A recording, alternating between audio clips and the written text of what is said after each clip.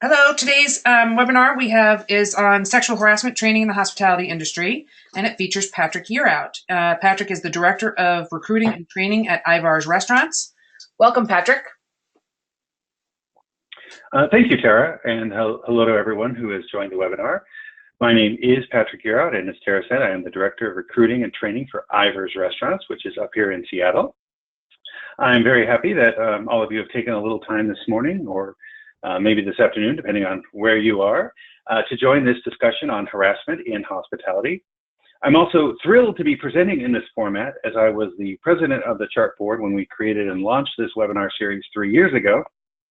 And it's very exciting for me to see that it's still going strong as we begin year number 4 of our second Wednesday webinars. So thank you all for attending, and let's get started.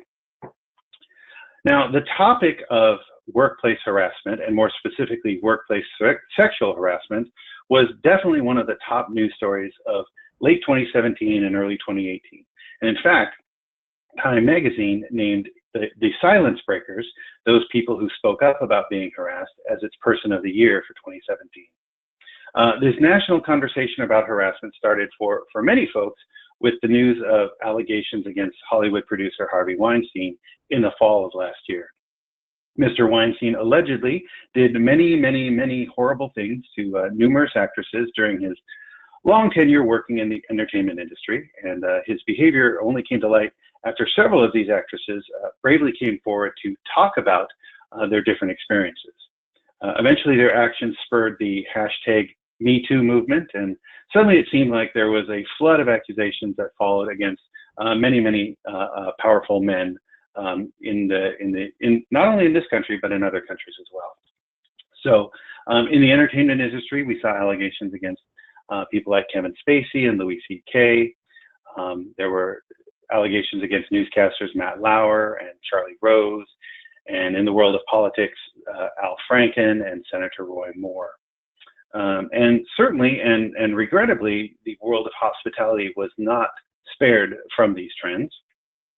In the restaurant arena, we saw allegations against people like Mario Batali and John Besh, and in the hotel world, Steve Wynn and Andre Ballas. But this behavior, the concept of workplace harassment and workplace sexual harassment, wasn't just limited to celebrity chefs and celebrity hoteliers. Statistics from various studies show that the problem of workplace harassment is widespread across our industry. One research study from ROC, the Restaurant Opportunity Center, showed that 90% of women and 70% of men said that they had been victims of harassment sometime during their restaurant careers. And those are just staggering numbers and very unfortunate. And if you look at EEOC harassment claims, and the EEOC is the Equal Employment Opportunity Commission, if you look at their harassment claims from 2005 to 2015, over this decade, the industry with the highest number of claims of sexual harassment is accommodation and food services, and that's us.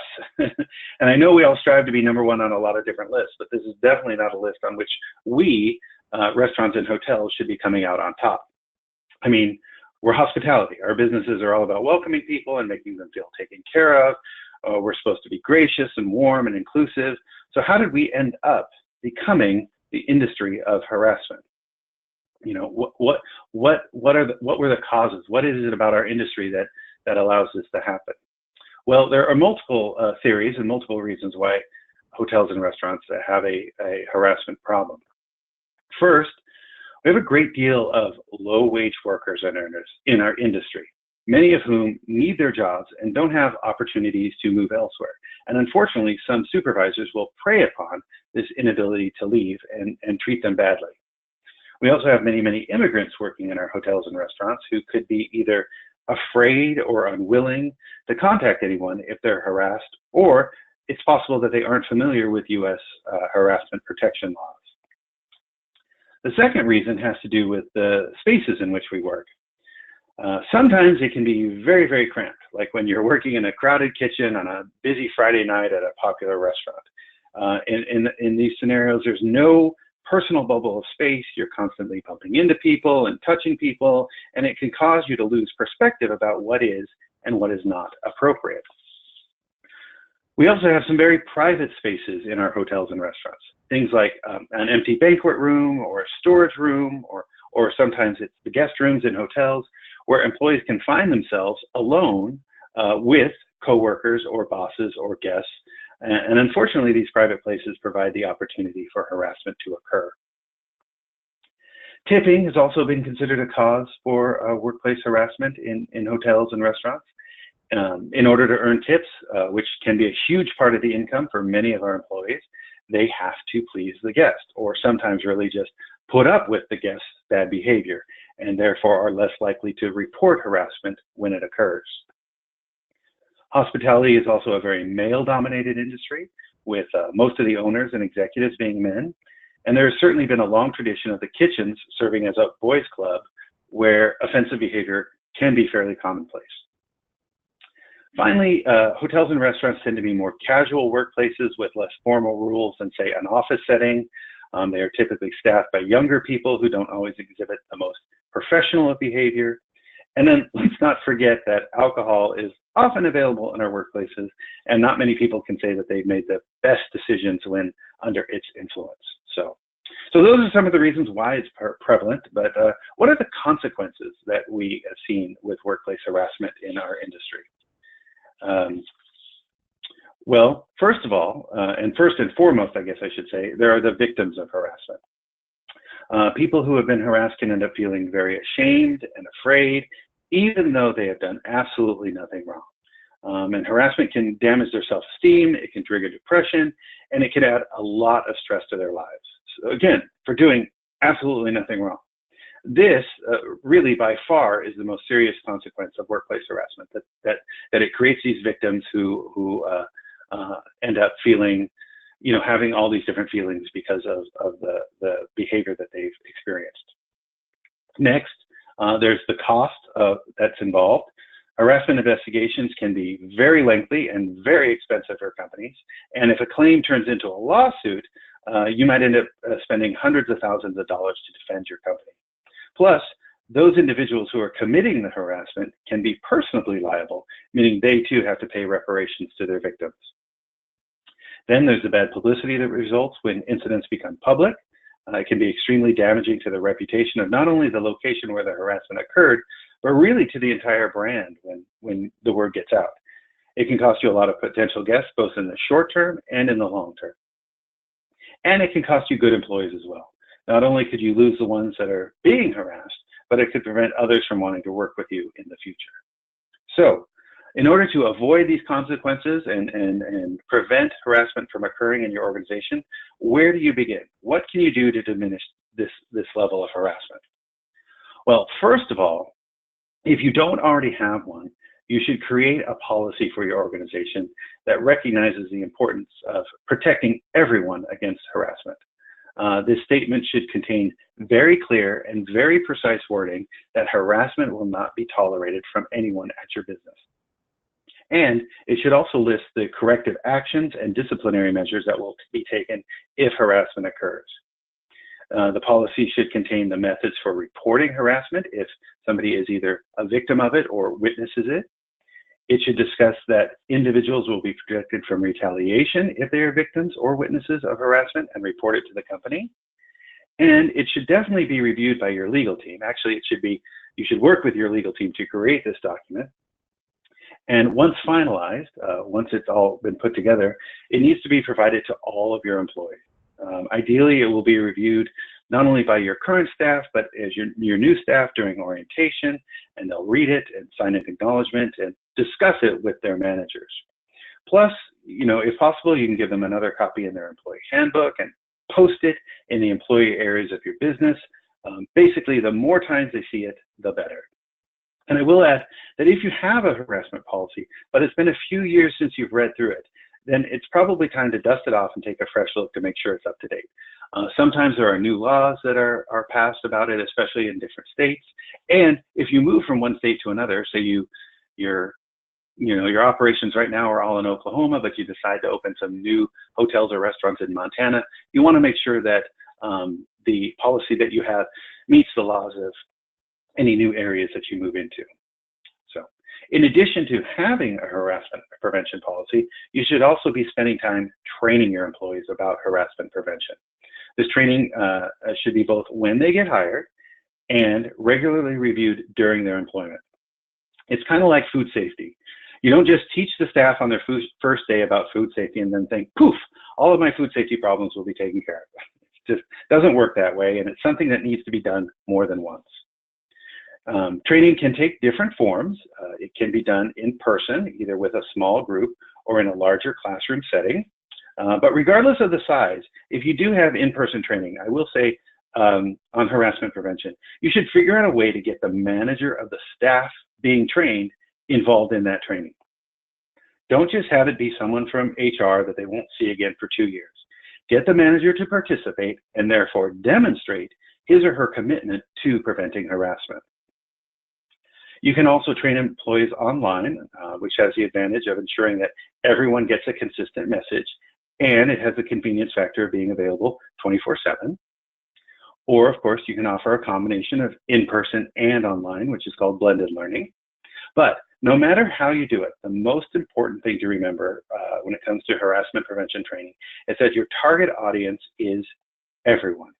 This training shouldn't just be for the managers of your restaurants or hotels, but it should be for all your employees working in the field, all of the office employees, and especially the executives and the owners of the company.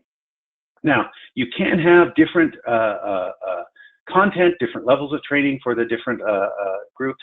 You know, how you train your employees might be different than how you train your executives, but everyone involved in your company should go through some form of harassment prevention training. Now, what should that training content include? Well, first of all, there should be another copy of your company harassment prevention policy in the training. Honestly, you cannot include it enough. So even if you presented it at orientation and it's in your handbook, it still should be reviewed again during your training module.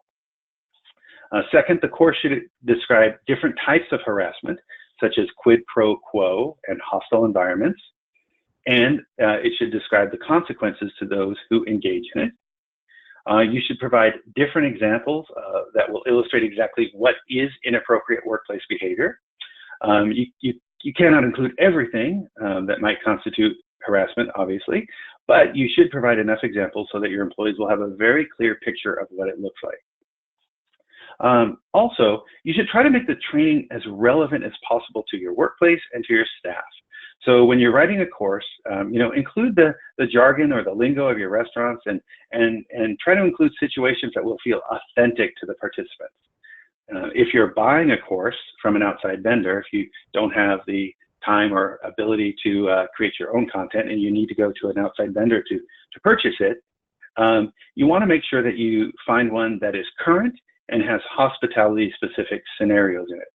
It's not going to feel relevant or authentic to your staff if you pop in a VHS tape from the 1990s and they watch two employees in old business suits sitting at a boardroom table discussing harassment prevention. That's not going to feel authentic. It's not going to feel relevant. So you want to make sure that your training content is relevant to your workplace of today.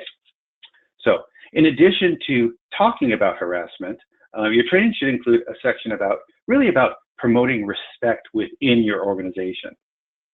You don't want to just cover what not to do and say, don't do this, don't do that, don't do this. You want to have some positive behavior in there, and you want to encourage civility and respectfulness, and the importance of treating others the way that you would like to be treated. So basically your golden rule here. And not just about harassment, but really centered around all aspects of courtesy and helping one another. You want to get your staff to think about ways that they can go the extra mile for their guests or support their teammates and do all that they can do or do all that you can do to encourage positive behavior. And finally, this wouldn't be necessarily part of the training, but when it comes to promoting respect and encouraging civility, you want to, as much as possible, promote those efforts. So if you have an employee that's done something great, say they raised a lot of money for a charity on their off time, well, make sure to publicize it on your company Facebook page or in your newsletter or wherever you send out information to your employees. So, and another aspect would be hospitality. If you get some great feedback from a guest on a particular staff member, who really went that extra mile and helped that guest, and the guest wrote back either on a comment card or on your online surveys, then post that information in the employee area of your hotel or your restaurant so the rest of the team can see it and read about it and want to capture that feeling for themselves. Another aspect of your training when it comes to harassment prevention has to do with the empowerment of witnesses. This has to do with those people who aren't the victims of harassment, but rather witness it from occurring from their coworkers, or they might see it from a vendor who happens to be visiting your hotel or restaurant, or it could be from guests as well. You'll want to provide witnesses or potential witnesses with strategies for interceding between the harasser and the victim, if they feel comfortable doing so. As well as you want to provide them with ways to disrupt the situation and get the two parties away from another. I mean, that could be something as simple as dropping something heavy, making some noise, telling them that there's guests waiting out front that need to be helped. Anything that you can do to promote a disruption of the situation and get the two parties away from one another. You want to make sure you include this in your training. But if your employees, if your witnesses don't feel comfortable doing one of those, you should also encourage them to talk to and listen to the victims after the incident. They can ask what happened, they can be supportive, and they can encourage them to report the situation to either their manager or the HR department or whoever. So that leads us to the final part of the training content, which should be about encouraging reporting of harassment. Again, both from victims and from witnesses. So in your training, whether it's online or in person, employees need to be reminded that they can and should report harassment incidents, and they need to know how to do so. You need to provide them with the phone numbers and the email addresses of whom they can contact, and make sure that they understand that you really do want to hear from them. Now, a few other things that I would recommend, this goes a little bit outside of training, but that will encourage reporting. First, you want to make it very easy for employees to initially report that harassment. If at the beginning you require a long write-up, something very formal, it may discourage them from taking action. You also want to provide them with multiple avenues of employment for reporting harassment. They should know that they can talk to their manager or their district manager or the HR department, for example. And of course, you want to publicize those avenues in your business. You want to make sure that the phone numbers and the emails or email addresses are posted in a very conspicuous place. One suggestion I might have for you, I know a lot of us have posters in our employee areas, but it isn't just a harassment poster. You have 57 workplace posters up there, and after a while, they just don't get seen by your employees. So consider, every 6 months or every year, coming up with a new harassment prevention poster. If the current one is pale yellow and it's got Arial font, then make the next one bright red with bigger font and different graphics so that they're like, oh, something new is up here, and they will pay attention to it and hopefully read it and get that information. Now, when you do create these posters or anytime you're publicizing the different avenues, you want to also include a reminder that about non-retaliation, that they will be protected from retaliation if they report harassment to your company. And finally, if it fits your company, you might want to consider different tech solutions, beyond the poster, for example. If you have a communication app that employees can use to send messages directly to their manager or to the HR department. Now, for this section, almost, I guess, second to last section, I'd like to cover some of the activities that I consider critical to your harassment prevention procedures. So first of all, it's really important to evaluate your training, and not just in light of what we've discussed during this webinar, but do it from the standpoint of the learner. If you have training online for harassment prevention, then go to one of your hotels or go to one of your restaurants and take the course as if you were a manager or an employee, and consider, did you have any technical issues? Did everything work correctly? And was it in the right order? Did it feel relevant? If you have it in a classroom format, then allow the participants to evaluate the course to find out, did they like it? Did they find it appropriate for their positions? Did they have any problems scheduling the class? So as the trainer, if you're the trainer who oversees harassment prevention, you should be regularly evaluating your programs to make sure that they are right for your learners. You'll also want to review your investigation procedures with your HR department. You can look at the incidents reported last year or the last 3 years or for whatever time period you're interested in, and find out, you and your executive team, find out what happened, what locations did these incidents arise, what were the remedies proposed, and how long did it take to achieve or complete these remedies. It's important to make sure that all of your claims were investigated and resolved thoroughly and promptly, and also to make sure that everything was documented properly. Now, I could do an entire webinar. I could do a 4-hour webinar about the importance of documenting everything properly, but I'll just leave it at, anything you can get, whether it's written statements or emails or text. You want to make sure that you get everything you can to document everything properly. Now, in addition to making sure that the remedies were achieved, you also want to verify that the folks reporting the harassment were followed up with. Were they contacted and thanked for coming forward? Did their manager or the HR department apologize that they had to go through the incident? And were they reminded of your anti-retaliation policy and encouraged to report anything that might feel like retaliation? You don't have to necessarily, or you shouldn't probably discuss any of the remedies or disciplines that were implemented as a consequence of the reporting, but you should make a sincere outreach to these people so that they understand that their efforts were not in vain. And it will encourage them, if they see harassment again in the future, to follow up, because they know that what they did makes a difference. Another step your executive team should make is to make sure that your harassment prevention guidelines and discipline have been applied fairly across the organization, and that certain individuals who perform well, such as the best bartender at your busiest restaurant, or your most efficient front desk clerk, or even certain groups of people, didn't receive preferential treatment when it comes to harassment.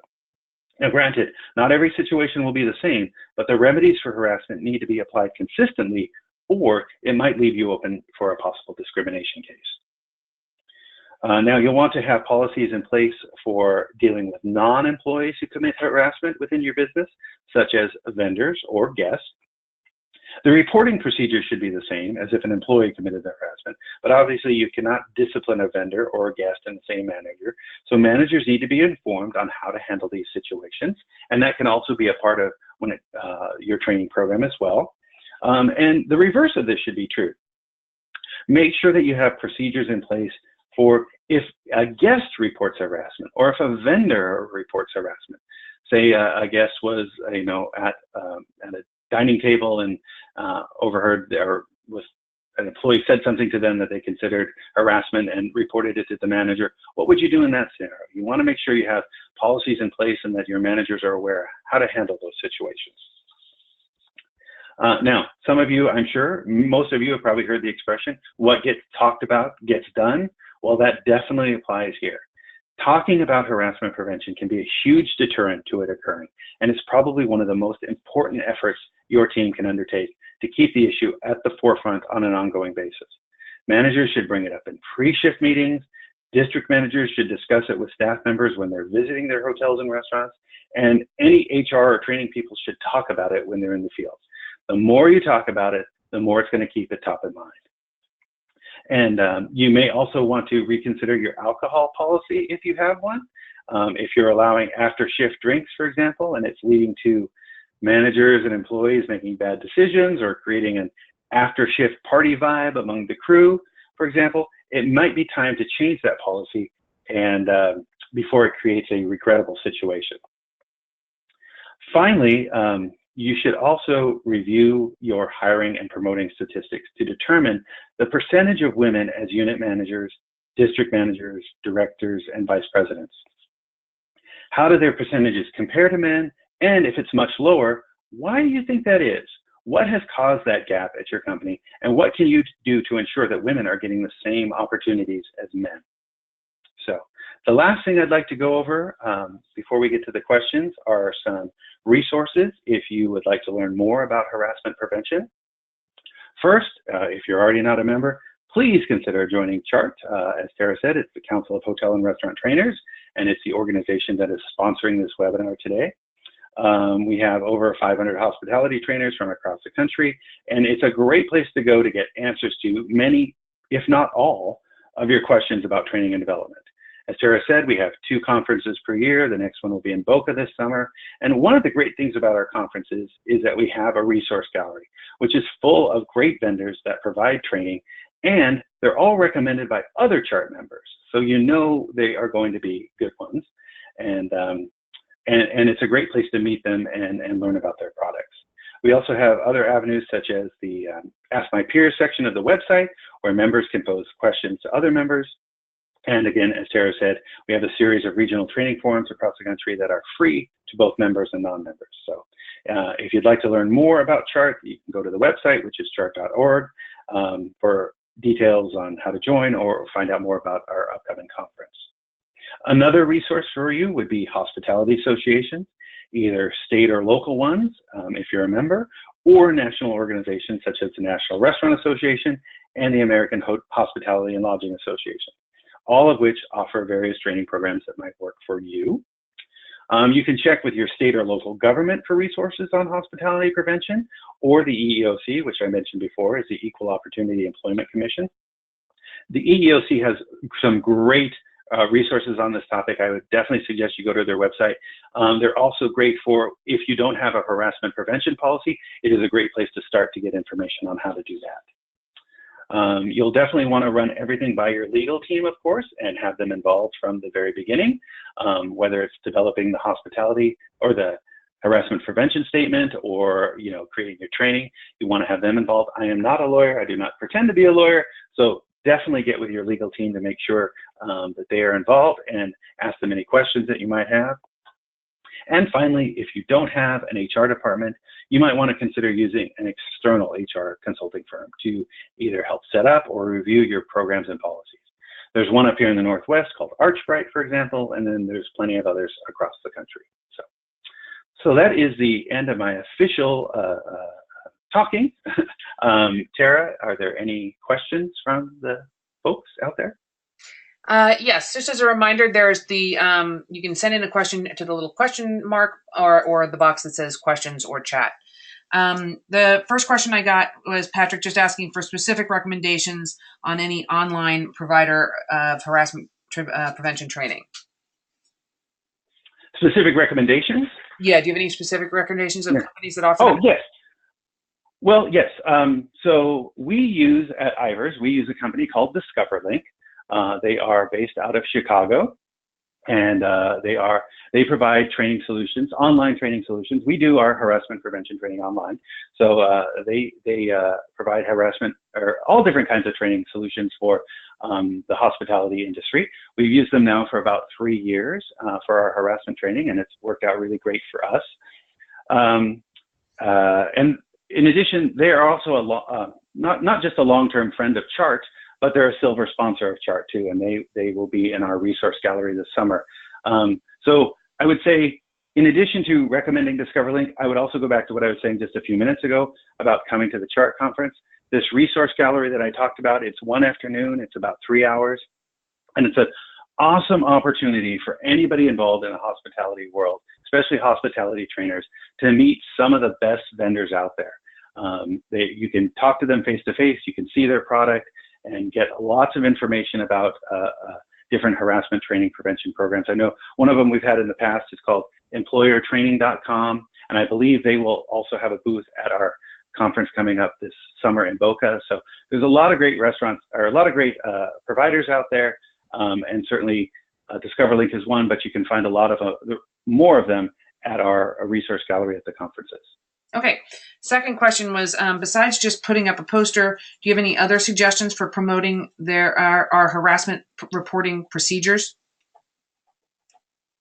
Yes. I mean, a poster is good. A poster is often the legal requirement, but there's a lot, any way really in which you communicate with employees, you can add on information about harassment reporting. So, say paychecks, for example. If you provide you provide your paychecks every 2 weeks or every month or whatever, maybe there's room on the paycheck stub to put a little blurb about reporting harassment. Or if you do everything electronically, say you use pay cards, then maybe when they log into the employee pay portal, maybe, you can have a message system or in there where they can periodically send messages about, if you do witness or experience harassment, please call this number or please email this web address.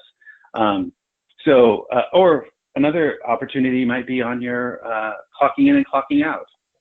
So a lot of employees will clock in and clock out, at least in the restaurant world. They'll clock in on a terminal or on a register, and you can leave messages on there. So when they clock in, the first thing they see is a little message. Maybe some days it's about suggested selling, maybe some days it's a quote about hospitality, but maybe some days it's a reminder that if they experience or witness harassment, to call this number. So any touch point, any place that you regularly communicate with your employees, you can add in information about harassment reporting as well. Okay, I'm going to jump ahead to the next one because it's related to that, and it's along the lines of hotline, updating your hotline posters. I created one with a more relevant contemporary reference in order to catch the attention of our younger team members. However, I wasn't sure if it could be considered as making light of the situation, so I didn't roll it out. Do you have any thoughts on that? That's a tough one, and in fact, it came up with even this creating this webinar and creating the slides for this webinar. Normally when you think about hospitality, you think about it in a way that's very positive, and it's a great thing for a lot of people when they go, if they're going to a hotel or if they're going to a restaurant, it's usually, because they're on vacation or they're traveling or they're having a great time or, spending time with friends, and it's happy and it's fun and it's wonderful. And then it came to develop, even the background for this slide, I agonized over for a long time, like, what should I have? I don't want it to be too happy and peppy. And even thinking about my voice talking through this webinar, I didn't want to come off like, hey, everyone, because it is a serious topic, and I think it needs to be treated seriously. And I would agree. You don't want to be too lighthearted when it comes to harassment, because it can have devastating consequences for the employees. So I would try not to make it jokey. I would try not to make it too lighthearted, because it can be a serious topic. It's important to remember to try to be compassionate and try to be open. And so I think if you can avoid it, it's better to keep it less jokey, less. I don't think informal is bad, but I do think you don't want to have cute little cartoon characters or anything on your posters or anything like that. So informal, I don't think is bad, but jokey and cutesy, I personally wouldn't go that route. Okay, this next one may just require too much of a legal background for you to answer. It says, if a manager that had been an hourly and was promoted has a summer barbecue or party and employees attend, what is the company's liability? And that is, thank you for your legal advice there, Tara. I know, no, I am not a lawyer either. And I think, different states have different rules on that. So I would definitely check with your legal team on that one. There's certain, the different states, and it's just a very, very tough one for me to answer, for not knowing where that person came from. But it's for the most part, we discourage fraternization between our managers and our employees and off hours, because a manager, at least in my perspective, a manager is always a manager. No matter what, they're always a manager.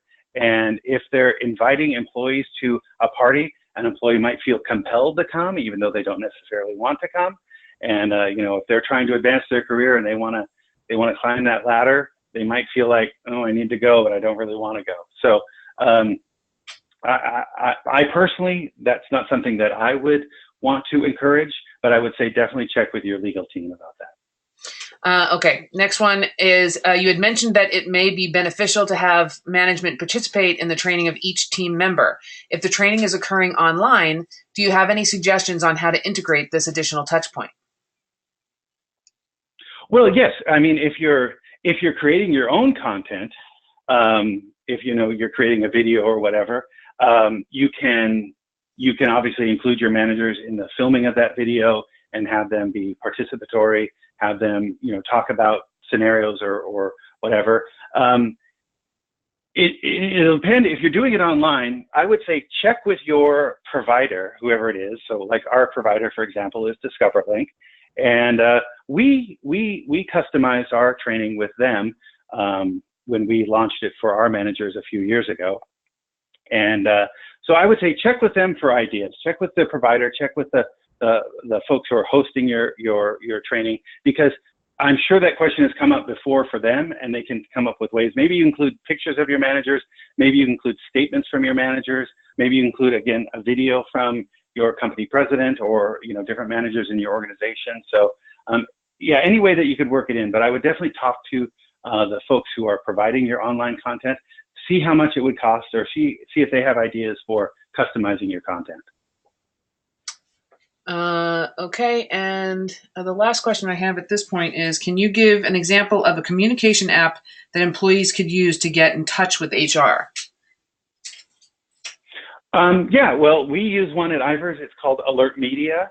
It's a company that started after 9/11, so about 16 or 17 years ago. They started out as an emergency communication app, basically, so that if there was an emergency, a terrible situation happening, that you could contact everybody at your workplace very, very quickly. But fortunately, there's not usually an emergency happening every day. And so they evolved into an employee communication app. And basically, it kind of replicates texting. It acts just like texting. But what's great about it is, with texting, it's hard to get those records sometimes. It's hard to download and print everything because they're on somebody's phone. And if that manager loses their phone or the employee loses their phone, then, those texts can be gone. Or if the manager or employee leaves the company, then that trail is gone as well. But what's so great about using Alert Media, and we use it for our different things, but mainly for secure scheduling, which is a law we have in the state that, or a law that we have in the city of Seattle for scheduling purposes, but it allows us to communicate and it allows us to keep records of that communication. So it's definitely one that you should check out. But I would also say, check out to see if your LMS might have a scheduling app to it, or your scheduling program. I know that Hot Schedules, which is another partner of Chart, they have a scheduling program and they have a communication tool within that. So check out the things that you already have and see if there's a way that you can integrate a communication system into that. Okay, and I think that ends all of our questions. Patrick, thank you so much for joining us today. Well, thank you, Tara, and I will remind everybody what you said at the beginning of the webinar, that all the webinars are recorded and online, and you should check them out. If anybody has any follow-up questions or you think of something later, here is my contact information. It's patrick@keepclam.com. I'm happy to answer any questions, anytime. So just feel free to email me whenever you think of them. Terrific. And yes, this recording will be posted in about an hour. Thank you, everyone, for joining us. Hope to see you on the next webinar. Thank you.